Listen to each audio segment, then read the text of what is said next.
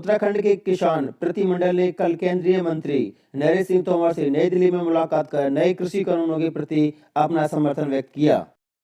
केंद्रीय रविशंकर प्रसाद ने कल पटना के बख्तियारपुर में नए कृषि कानूनों के बारे में लोगों को जागरूक करने के लिए किसान चौपाल की शुरुआत की। राज्य के प्रत्येक जिले में 25 दिसंबर तक किसान चौपाल आयोजित की जाएगी। भारतीय रिजर्व बैंक के धन के तत्काल लेन देन की प्रणाली आरटीजीएस सेवा अब 24 घंटे के लिए शुरू कर दी गई है। आरबीआई के गवर्नर शक्तिकांत दास ने इस बारे में घोषणा की। इसमें कम से कम 2 लाख की आरटीजीएस आप कर सकते हैं। सरकार ने सोशल मीडिया में प्रधानमंत्री पेंशन योजना 2020 के बारे में प्रसारित हो रही फर्जी संदेश को खारिज किया है। इस संदेश में प्रधानमंत्री पेंशन योजना 2020 के तहत 70,000 रुपये प्राप्त करने के लिए पात्रता की पुष्टि करने का दावा किया गया है।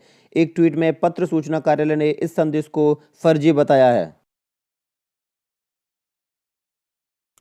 अंतर्राष्ट्रीय बैंक ने नदियों को स्वच्छ करने की दिशा में भारत के प्रयासों की सराहना की है। उन्होंने कहा कि 5 साल पहले किसने सोचा था कि देश में 55 करोड़ लोग खुले में शौच करना बंद कर देंगे। अमेरिका में रोग नियंत्रण केंद्र ने फाइजर बायोएनटेक की कोविड-19 वैक्सीन के उपयोग के लिए सलाहकार समिति की सिफारिश स्वीकार कर ली है। फाइजर की वैक्सीन से भरे ट्रकों को कल समूचे अमेरिका में 150 वितरित केंद्रों में भेजा गया। देश में कोविड-19 से स्वस्थ होने की दर बढ़कर 94.98% हुई। दक्षिण कोरिया ने राजधानी सोल और उसके आसपास के इलाकों में कोविड महामारी के जबरदस्त फैलाव को देखते हुए कल से सभी स्कूलों को बंद करने के आदेश दिए हैं। ब्रिटेन के विदेश मंत्री डोमिनिक राब आज से 4 दिन की भारत यात्रा पर हैं।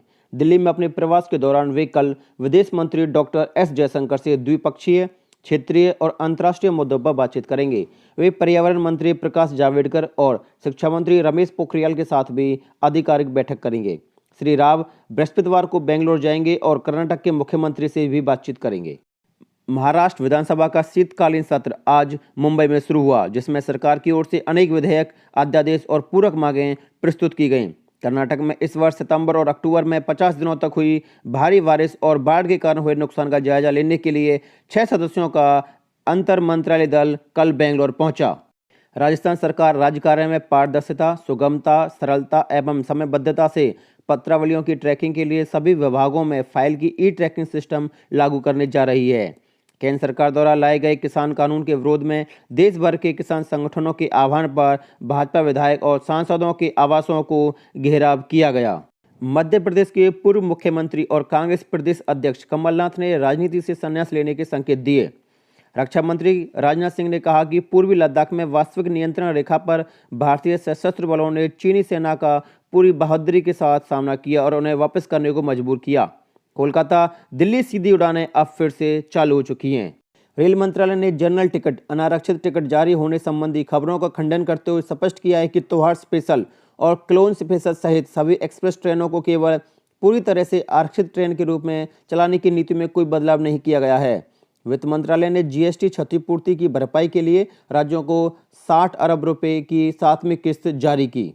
प्रधानमंत्री नरेंद्र मोदी ने उद्योगपतियों, स्टार्टअप्स और अंतरिक्ष क्षेत्र के शिक्षाविदों से बातचीत की। उन्होंने कहा, यह सुनिश्चित करने के प्रयास किए जा रहे हैं कि सबसे गरीब लोगों तक भी अंतरिक्ष कार्यक्रम का लाभ पहुंचे। रक्षा मंत्री राजनाथ सिंह ने कहा, नए नए विचारों के साथ भारत विश्व का अग्रणी बनने में चीन से बहुत आगे है।